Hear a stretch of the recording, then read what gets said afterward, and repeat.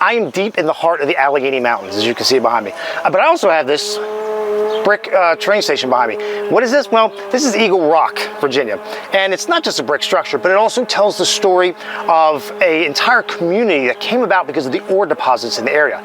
Better known as the Craig Valley branch, this one serviced from Newcastle north to Eagle Rock and then on to Clifton Forge. But this is no ordinary branch line. And we're not going to tell this just from this big eye in the sky. We're going to actually see it through the lens of one of the C&O firemen on the steam engine that used to run up and down this line. That guy is one Bill Colvin. I have the distinct pleasure of meeting up with Mr. Colvin's family here. Susan Colvin Brewer, and this is Dad's switch keys and lock. Richard C. Colvin, this is a pocket watch that he wore every day. And his overalls. In his overalls. And I'm Bob Colvin, and this is a picture of engine 377 and the tender that was used on the Craig Valley branch along with its twin, engine 378.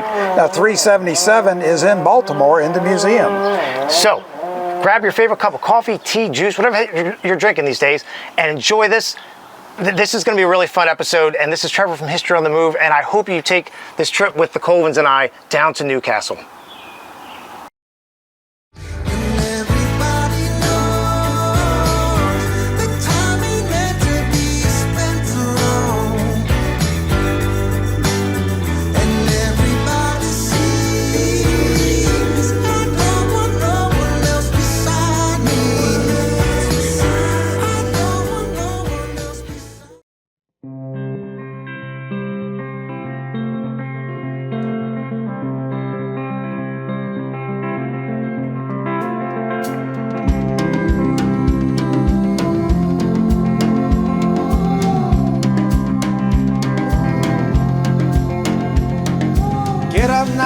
All the fuss about silence we could figure out. Tension stumbles through the door. Take a strong look at what you're living for.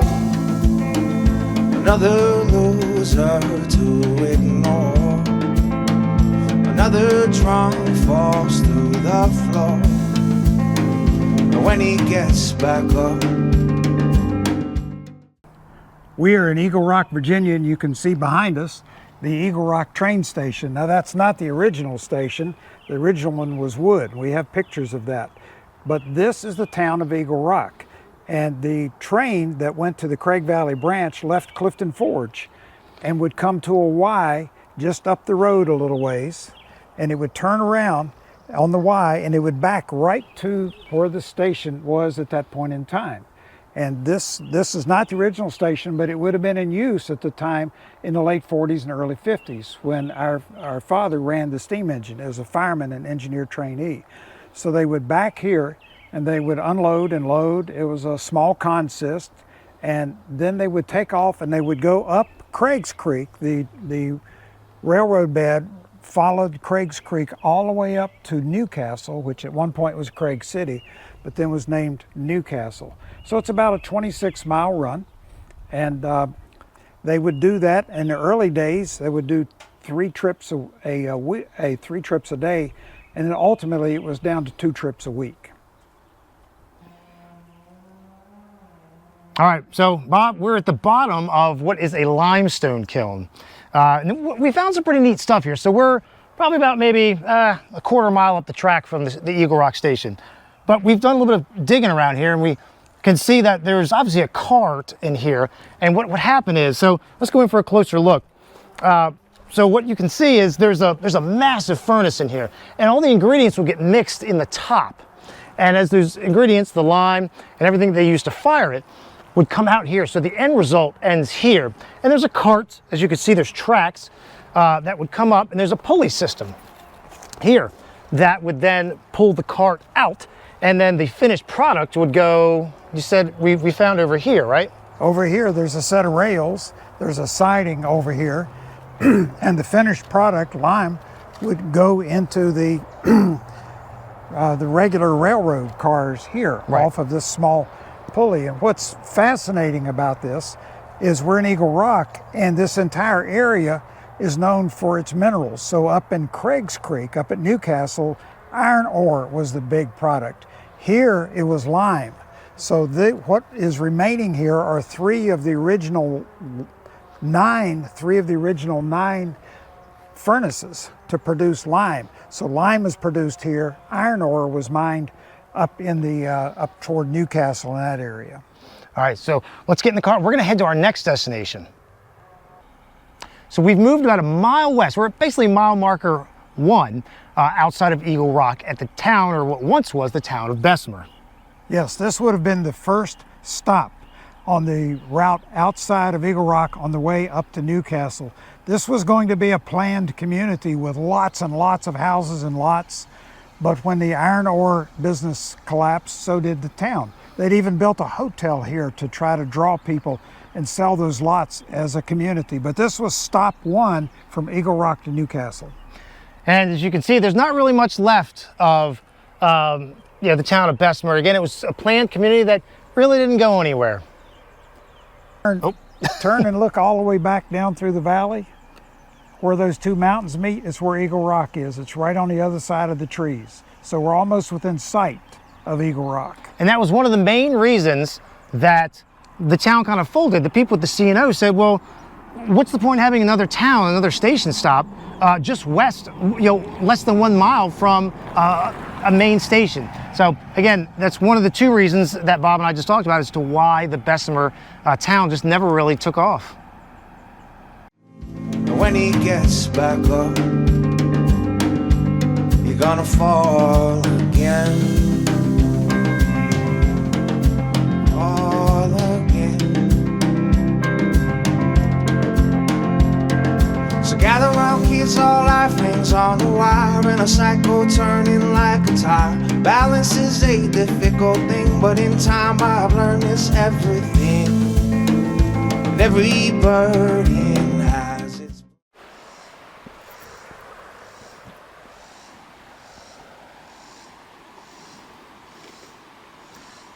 So we're about 3 miles west of Eagle Rock, and one of the major structures here that Bill Colvin and his 377 steam locomotive would have to overcome is to get over this particular creek. So behind Bob and I is the Phoenix Bridge, also known as Bridge number 13. Bridge 13.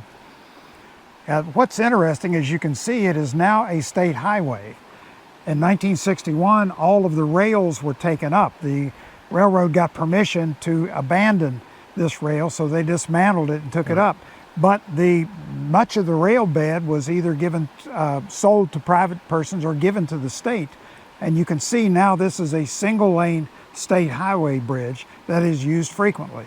Built by the Phoenix Bridge Company, this is a really good example of we'll call it the turn of the century steel bridge. So remember, prior to this, 1860s, 70s or so, and into the 80s, the prime methodology and material being used for any kind of construction for major things like this is iron, and eventually steel supplants that.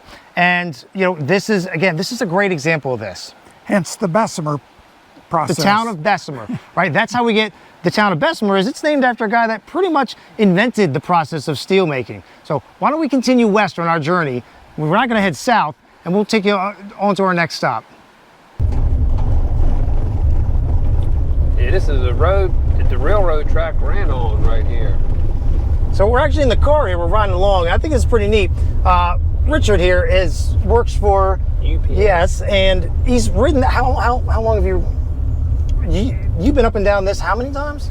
Oh shoot, a lot of years. So I think Bob in the back seat there probably picked the absolute best person for this to be our tour guide. Like it doesn't get any better than Richard. Like, these roads, my friend, do you not? Yeah. So we just crossed a bridge back there, which is pretty neat. So we're literally on, let me turn you around here. We're literally on the path that, if Bill was on 377 firing it, this is what he would have been on. So this is pretty neat stuff. Some fun little factoids back here is actually the railroad itself was built using convict labor, and it's not out of the realm of any possibilities here. 1870s, 80s, 90s, what's termed in American history as the Gilded Age, saw a lot of that. The Texas State Railroad, if you were to go down there and ride that between Rusk and Palestine, was famously constructed using convict labor. So I think that's pretty neat. And again, that's what they used here in order to help lay the track bed, do a lot of the grading to get this railroad over the hump from Newcastle up to Eagle Rock. And Bob, talk to us a little bit more about I think it's kind of neat. We mentioned about the rock formations around here. Sue was talking about that earlier. Well, there's a lot of rock cuts because it's hilly terrain. Right. And you can see, when you go past them, you can see how the layers, tectonic forces of the earth have warped the layers. It's fascinating to look at. There's a huge one at Eagle Rock on 220. As you're going up Eagle Rock Mountain, it's fantastic. So and you can see how the road is raised up level. The whole road is level. Yeah. All the way through the mountains. This was filled. There were cuts and there was filled. Right. So in railroad parlance, we'll say this: railroad parlance, cuts are when you have terrain that goes up like this, and you have to dig it out. So you have to cut it out. Yeah. Fills would be you have a valley, and you have to fill in said valley with dirt to make the track as level as you possibly can.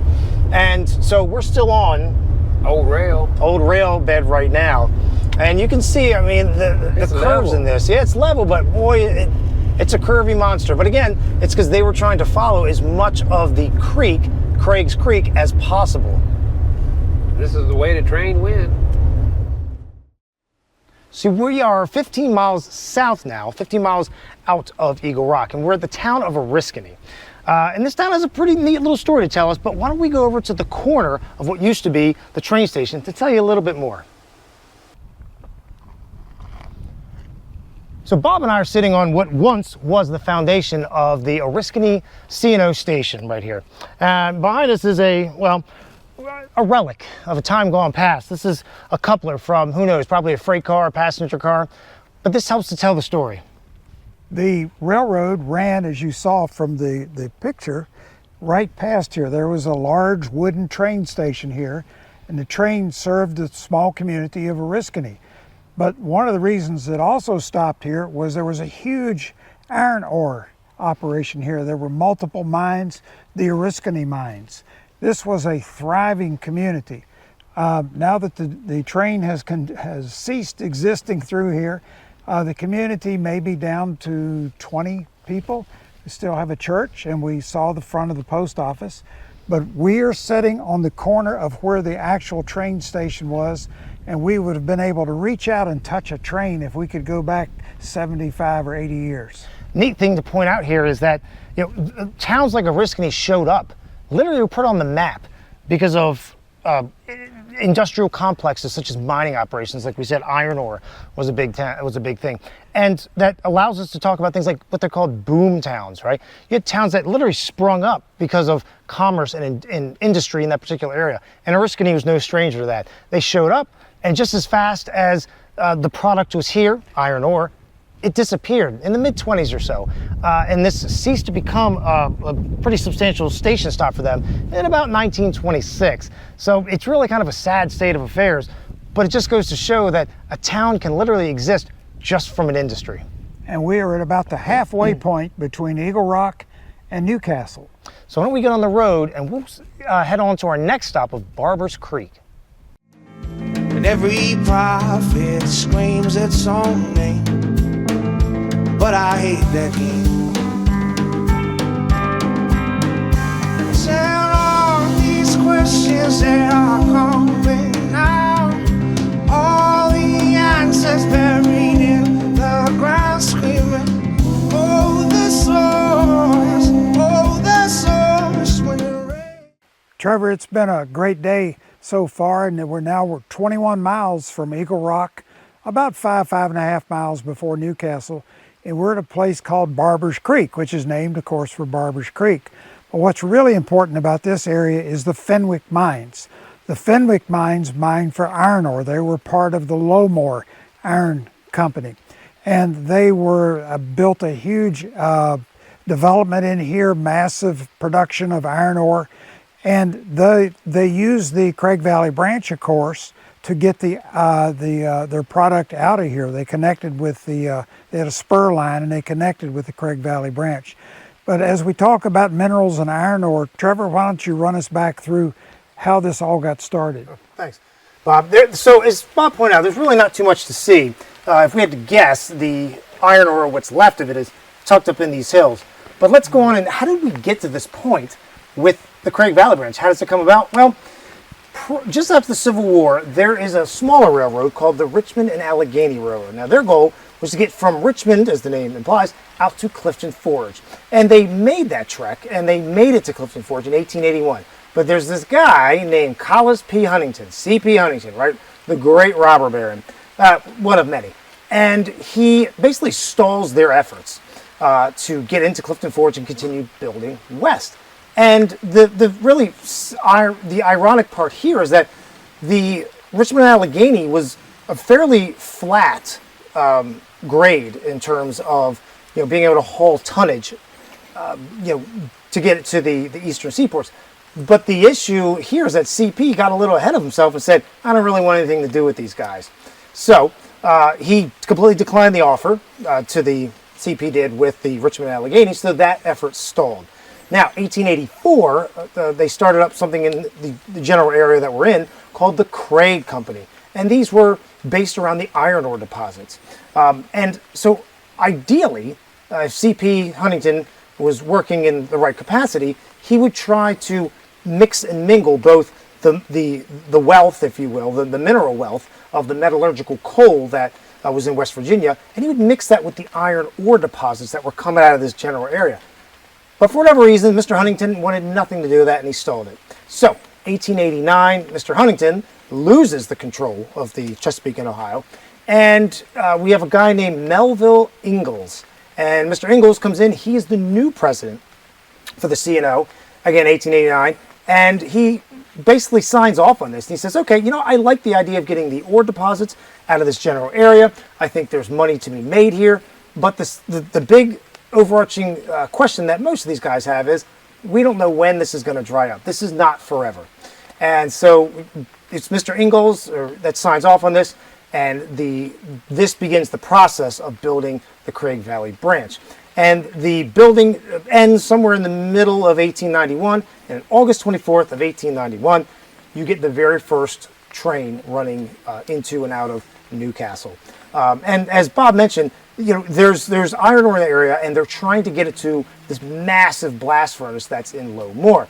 And the sad reality here is that in the late 1920s, 1926 to be exact, is when this furnace goes kaput. No more is there iron ore or any kind of metallurgical anything coming out of Low Moor. So this is kind of the beginning of the end, the mid-20s, for this branch line. So it's on borrowed time up until we get to finally 1958. And in the intermediary between 26 and 58, they're doing a huge thing of the C&O is saying to the ICC, the Interstate Commerce Commission, and the SCC, the State Commerce Commission, look, we're losing money like crazy. We have no other prosperity in this place. Please shut it down so we don't have to keep paying on this. And they fought multiple times. So finally in 1947, the Oriskany station got closed. And then in 1951, the Barbers Creek station was closed. And then you fast forward 7 years, 1958, it's done. The ICC, the SCC signed off on it, and the Craig Valley Branch is no more. And 1961 rolls around, and they finally tore up the tracks. And that is the sad ending of the Craig Valley Branch. But let's go on to happier things, and we'll keep moving to get to Newcastle. Well, you know how that goes.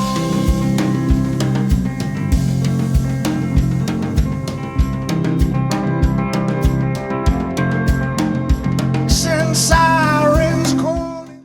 So this is it. This is the end of the Craig Valley Branch, some 26.5 miles. We're now just outside of Newcastle. And if we were to use the 1939 timetable, Bill's watch would have said 12:30 if he were heading south out of Eagle Mountain to get here. And it takes hour and a half to turn the train around, right? Tell us. Yes. It would have been an hour and a half to get here, and then an hour and a half to empty the ashes, to take on water, to put run the train around, run the engine around the train, put it on the turntable, spin it. It took all 4 people, the brakeman, the conductor, the fireman, and the engineer, to turn it by hand on the turntable and then run it back around the train and reconnect. And then after an hour and a half of that, and they were loading and the passengers and freight, then they would be off again to Eagle Rock, another an hour and a half down the way, Trevor. So again, in 1939, after Bill is done, he's done his servicing of the engine. You look at the timetable, this same pocket watch, right, that was sitting in his overalls, would have said 2 p.m. on his way out of here. So why don't we head into the facilities inside, further south of us, and let's talk to Gerlene about her experiences on the Craig Valley branch. They are coming now. All the answers buried in the ground, screaming, oh the source when it rains. Well, you know how that goes.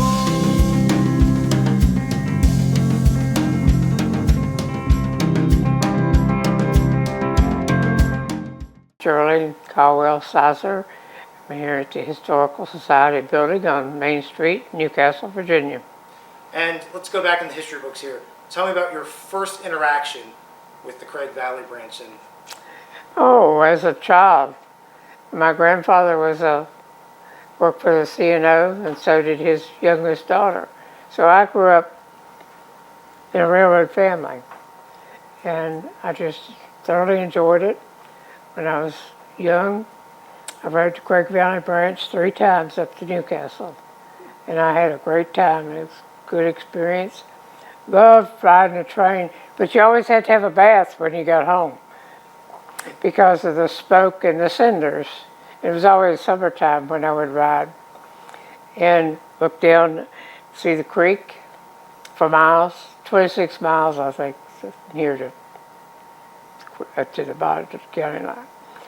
And then look down and see people in their kitchens or sitting on the porch, and wave at people and eat the cinders and smell the smoke, and just enjoyed it. for you, was the railroad itself like a lifeblood for the town? Yes, it was. As one of the little clips in the newspaper there, it says that, they regretted that they didn't use it more, but the businesses used trucking and so forth, and they let the railroad kind of slide. Then they regretted it when it was ready to go out. So, but I understand the economics. When the railroad was built, it was built for iron ore, and it's poor quality, so the North, again, prevailed and took business to the lakes. So Craig County lost again. But that's history. What's your fondest memory of riding the train? I don't know, it's just a lot of nostalgia of growing up, hearing about the railroads. And my grandfather on my mother's side of the family worked for the N&W, and that was over at Paint Bank, Virginia. And then my grandfather was station agent and worked with the Forge too, till he broke his leg. And then they didn't have workers' compensation back then in the 30s, so he moved his family back to Newcastle, and he went to work at the store building here next door that we've renovated. So that has a lot of happy memories for me too, because I ate my first ice cream cone sitting on the porch over there, and eating the ice cream, I didn't realize you could eat the cone. And that was quite an experience because I was just a little girl. But lots of fun things happened here in Newcastle. And for you, like watching the railroad slowly die down, like what kind of feelings did that have for you? That all the people who came after me never got a chance to ride it. The Craig Valley branch, of course, there's railroads all over the country, but Craig Valley just always had a special feeling for me because I had rode that one. Of course, when I was a senior in high school, I lived in Indiana, my senior year of high school, so I rode back and forth on the C&O to Clifton Forge, White Sulphur when I would come back to visit.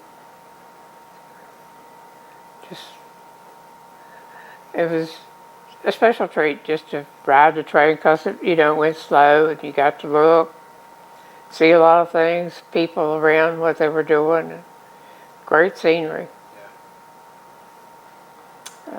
So you missed the Great Valley Branch, the railroad. I do, because it's a shame that our young people today don't have it to experience it. It was the lifeblood of the community, right? It's like going on a cruise. If you haven't been there, you can't miss it. But if you've ever been, then you miss it if you enjoyed it. So. Were there a lot of stops? Did the train stop a lot? Oh. Or did it took you about 4 hours to come. It seemed like it was a half a day. Because they've stopped all the little places down there, people getting on and off freight, being delivered. The gossip that went on between the men and the people. I'm sure that it was, they caught up on all the news and things like that. Train stopped, whoever was conductor or whatever always had to have a conversation with whoever was around. Was Oriskany a large place?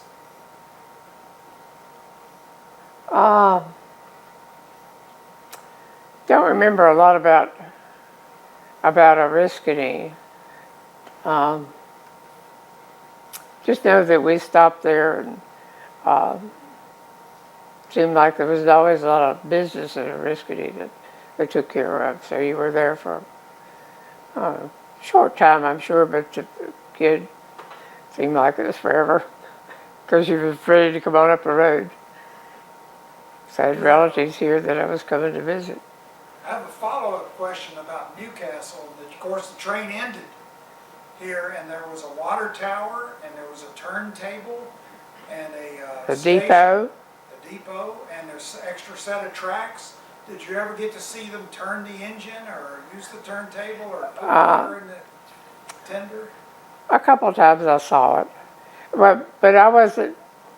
See, I had an aunt that worked at the depot over there as station agent, so I would walk over to the depot, visit with her. Whatever was going on, I saw what happened, and it was quite an experience.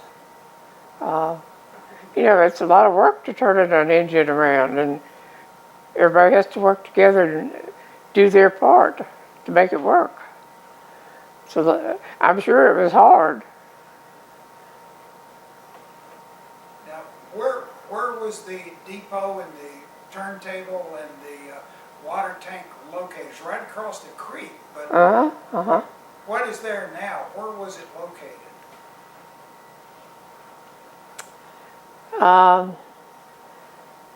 The depot was across from where the state has a gravel pile.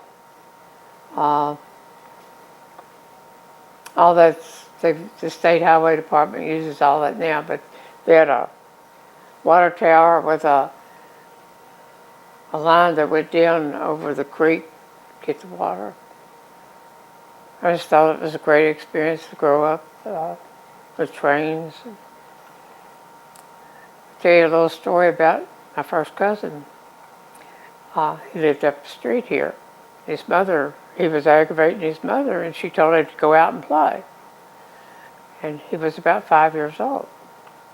So he decides that he's going down to the depot, and so he walked down the road here, climbed up on a pulpwood car, hid himself until the train started down the road.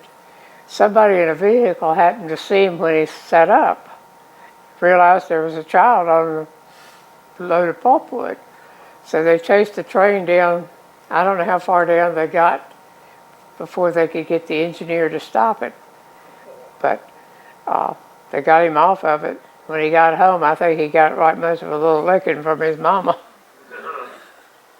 But that was always one of our funny stories the family. Mac, you took any train trips lately?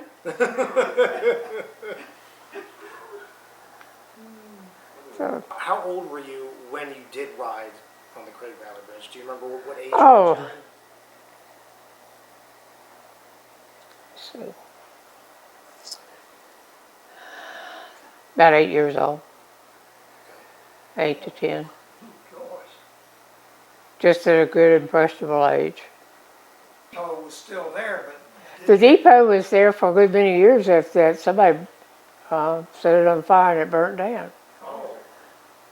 It was quite a nostalgic place for all of us. It was kind of a tragic thing to have something like that burn down. For whatever reason, we had somebody that burned several buildings here, so I'm sure that probably the same person did them all. and do I recall, you said it, but I want to make sure, your grandfather and your aunt both at different times worked as a station agent at the Newcastle depot. Mm-hmm. And so you'd go visit your aunt over there and hang out with her at the depot. Mm-hmm. What a great experience. Well, it was. Get to sit there and listen to the teletype go and watch her send messages or receive them, and never learned the code, but I would hear it when it would start. If she was somewhere outside with a customer, I'd holler, "Your tickers are working."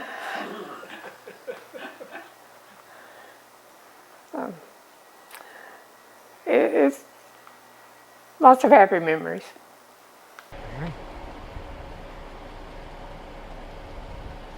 So we have moved to a different location now, and behind us you can see the mountain range. Now in front of that mountain range is also, this is the end of the line. This is where it comes to a halt, the 26.5 miles.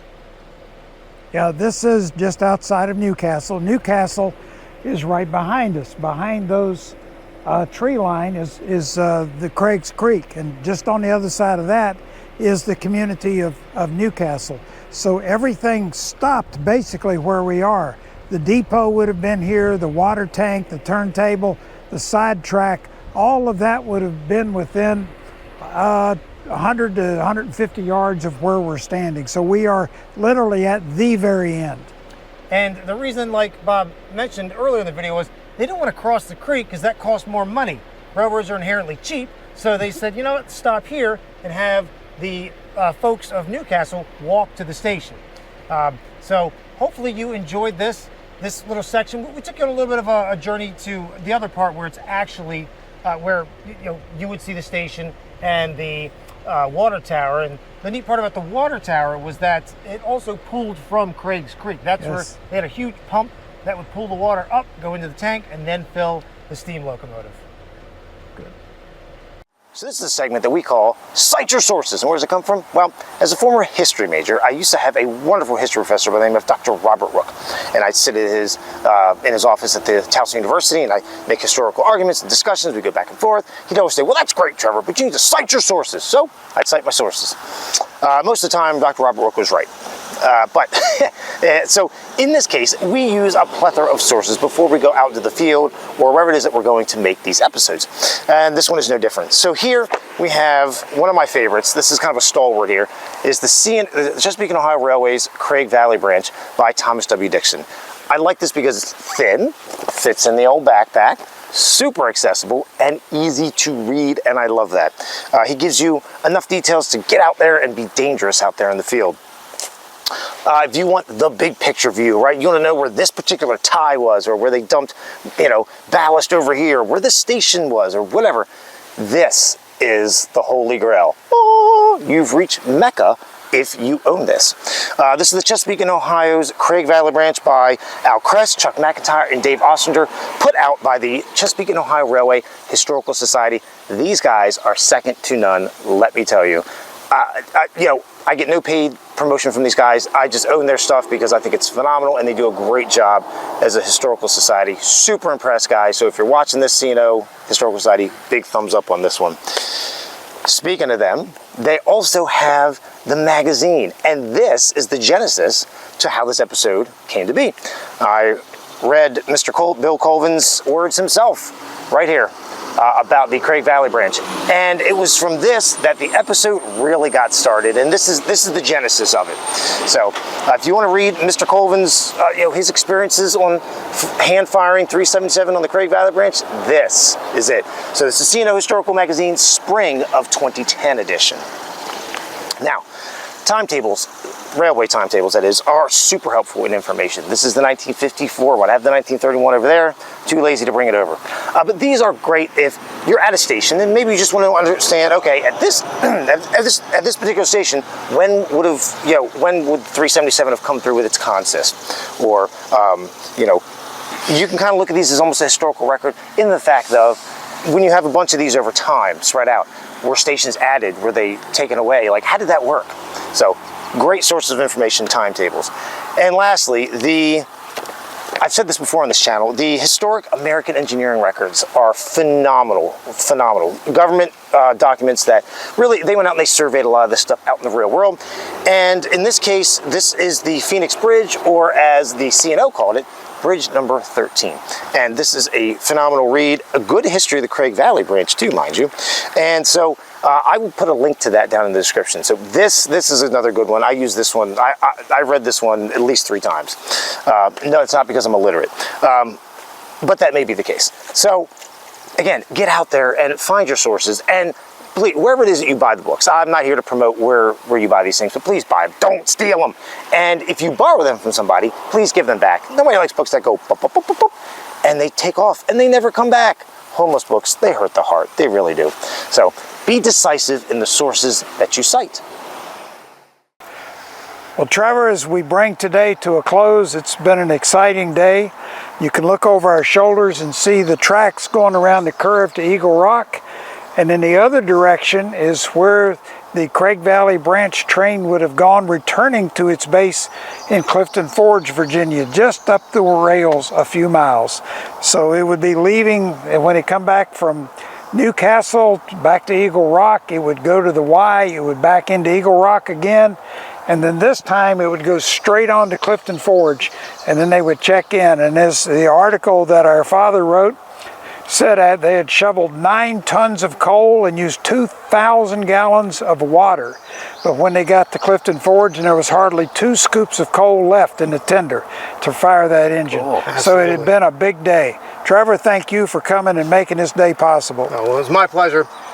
So something we want to leave people with is, we talk a lot about this channel of history and railroad history, but what we should really do is get out there and explore history, make your own history. But really, get out here and see this stuff for yourself. It's one thing to watch a video, right? And you see it in a very one-dimensional sense. When you come out here to the real world and you see this in 3D, if you will, I highly encourage that you do that, And here's the thing. You may never know what will happen. You may meet some really good friends. You may meet people that absolutely that brought you together and made just a phenomenal journey of this. And again, we've done the 26.5 miles. We've hit all the highlights of the Craig Valley branch, and we've brought a little bit of Bill Colvin with us, right? You saw his switch key, his pocket watch that he had in his overalls, and the deer photo of 377. So I can't thank all of you enough for coming along this journey with me. This has been a hoot and a holler. I've really had myself a good time, and I've learned a lot from each and every one of you. I enjoyed following the route that my father worked all those years ago. Absolutely. So for Trevor, Richard, Sue, and Bob, thank you for coming along on this journey. This is Trevor from History on the Move. Get out there, read history, explore history, but most importantly, make your own history. We'll see you on the next one. See ya.